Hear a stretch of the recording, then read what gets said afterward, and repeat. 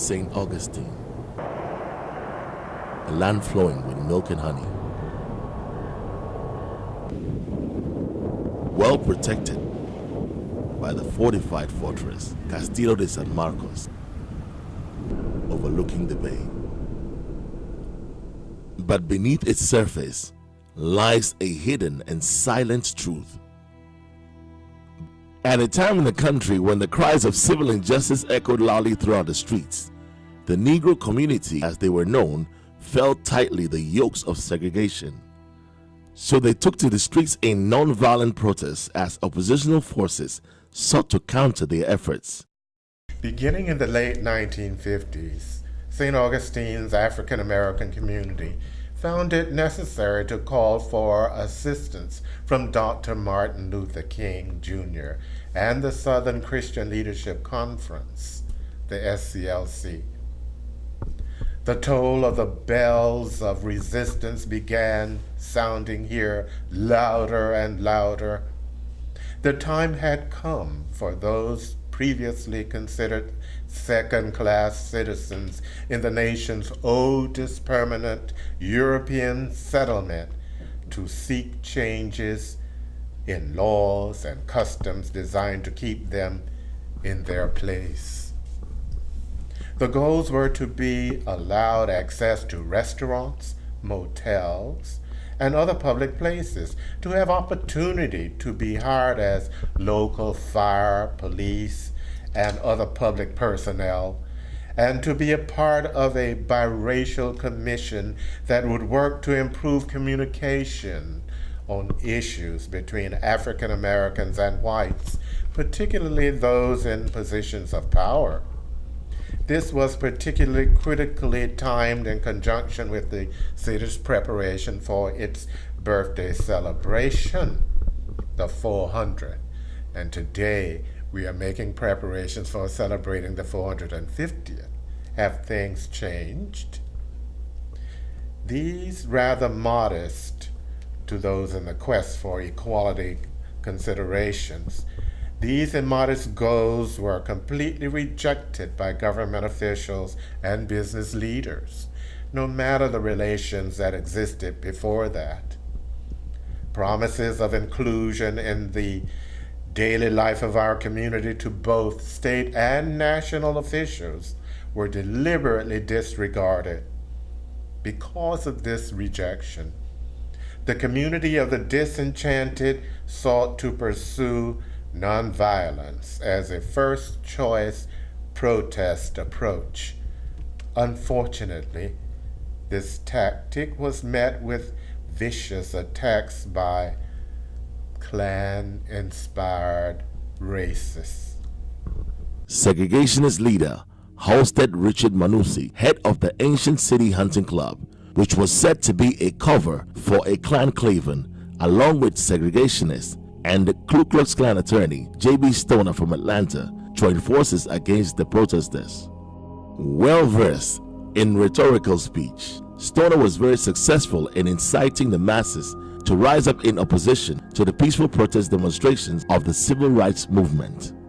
Another member of the trio was the Reverend Connie Lynch from California, who spoke nightly at the plaza as hundreds of segregationists gathered in support. The Plaza de la Constitución, also known as Constitution Plaza, located in the heart of the city where the iconic slave market is located, was a staging ground where Stoner, Lynch, and Manusi rallied their supporters. As the situation continued to escalate, a special state police force was formed by the governor and ordered into the city to help maintain law and order.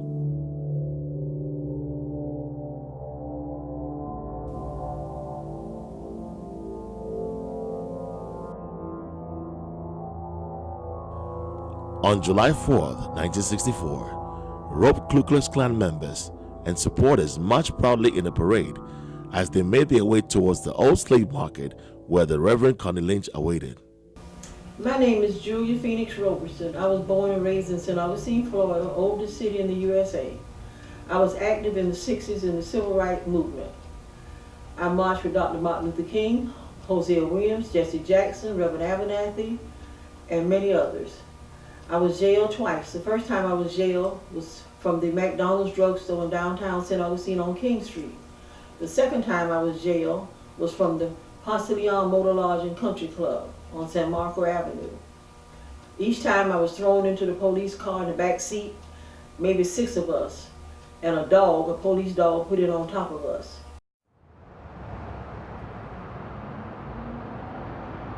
While attempting to gain entry into the Monsoon Motor Lodge and Restaurant, Dr. King and Reverend Ralph Albanati came face to face with owner Jimmy Brock.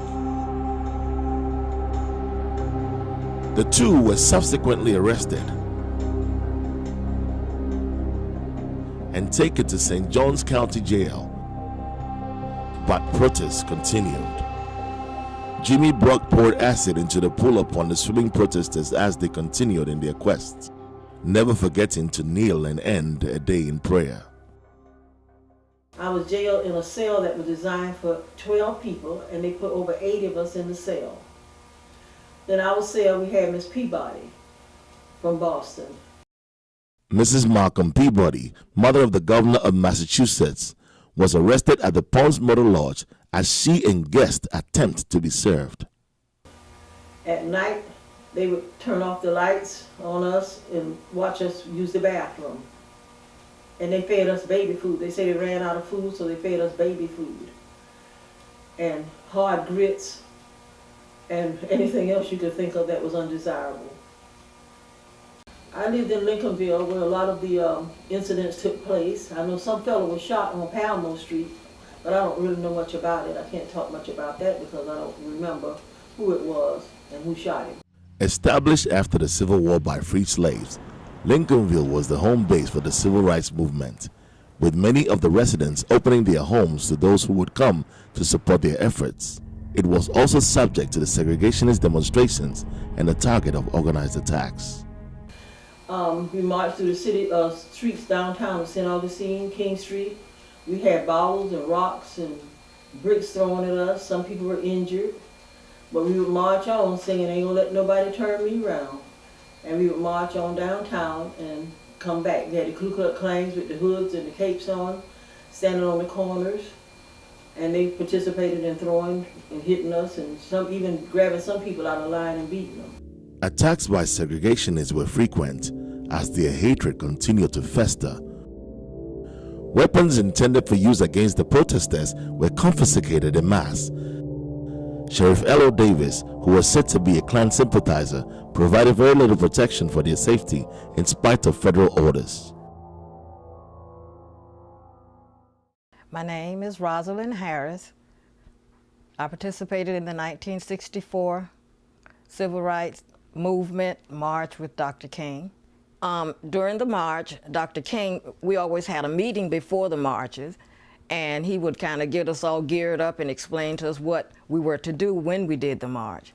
And yes, I understood that I was doing something that would really benefit in the long run, and I was really proud doing it.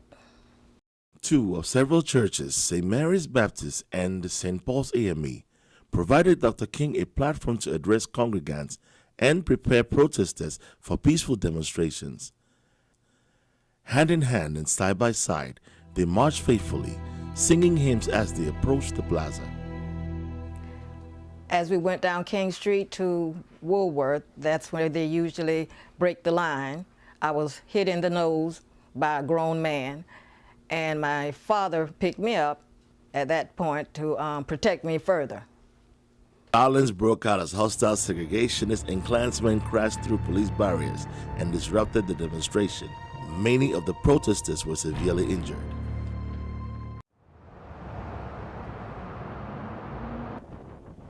Protesters focused their efforts towards desegregating St. Augustine Beach, as troopers provided a protective barrier around them and accompanied them into the water. When violence broke out, the troopers quickly subdued the suspects and restored order. Many arrests were made. The energy was compromised with the NAACP, and there are people who say that even today the NAACP has corporate influence that exercises maybe unfortunately, some power over things that they do or don't do.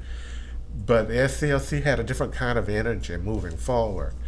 And that is what made the difference. But the NAACP Youth Council was how I got involved. I was elected president of the NAACP Youth Council at First Baptist Church that had critical connection again to Florida Memorial. That's one church in town that had more ties, I think, to Florida Memorial than most. But the young people made a tremendous difference, and I think that is what drew that the establishment of that youth council to prominence. The bravery and support of the youth made a great impact on the movement.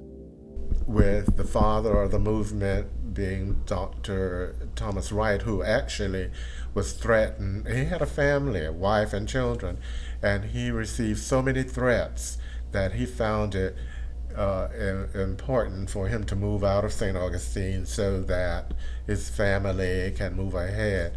And he moved to another city here in Florida.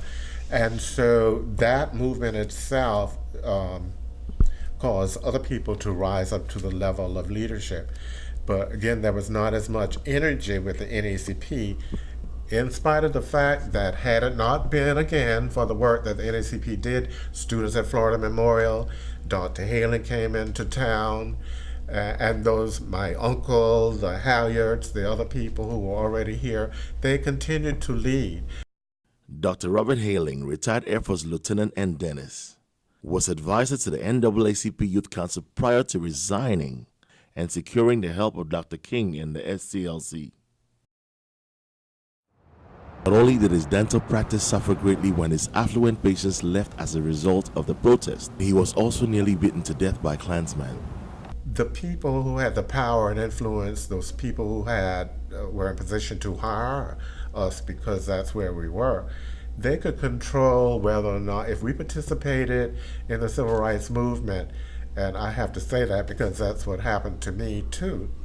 I was working in a restaurant and I got fired because I was picketing in front of Woolworth when I was told as it happened. And it was a shocker that one of the people who worked there saw me picketing.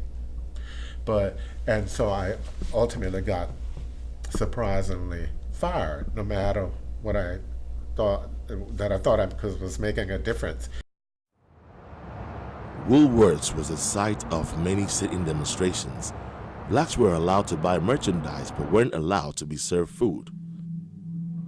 It was here where 4 juvenile youth, Audrey Edwards, Joan Anderson, Willie Singleton, and Samuel White, dubbed the St. Augustine Four, were arrested, jailed, and sent to reform school for participating in the demonstrations.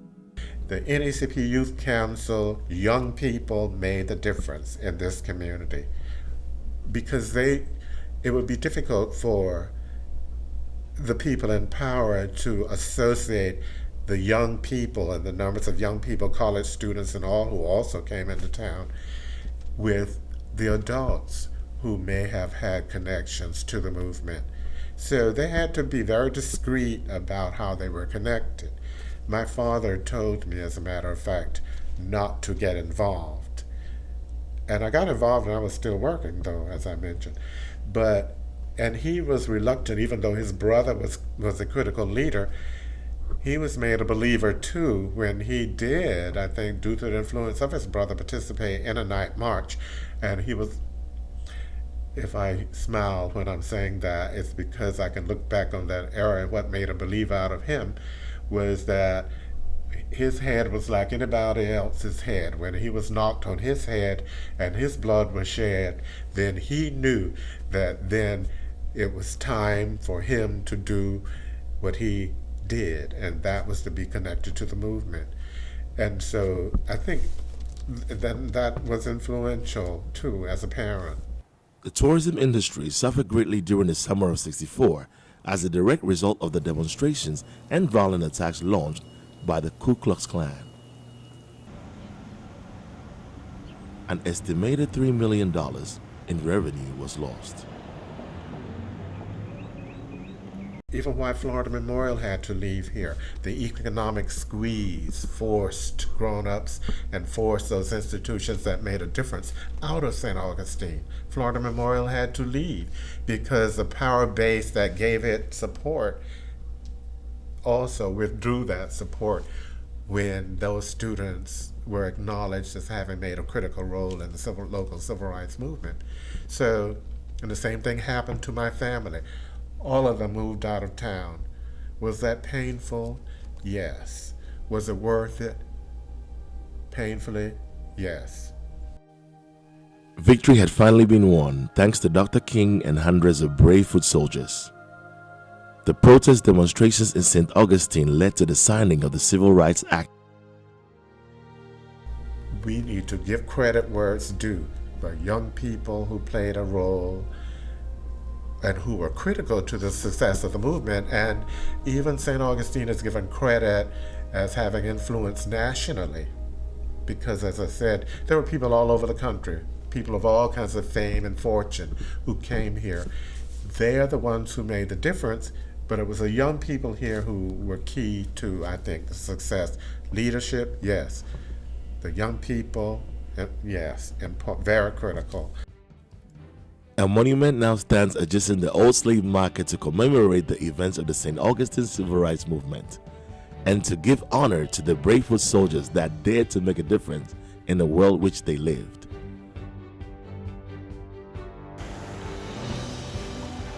We now live the dream in which Dr. King saw from the mountaintop. As we strive to improve race relations, let us not forget the lessons we've learned from the past and utilize them as stepping stones into a better future for all races.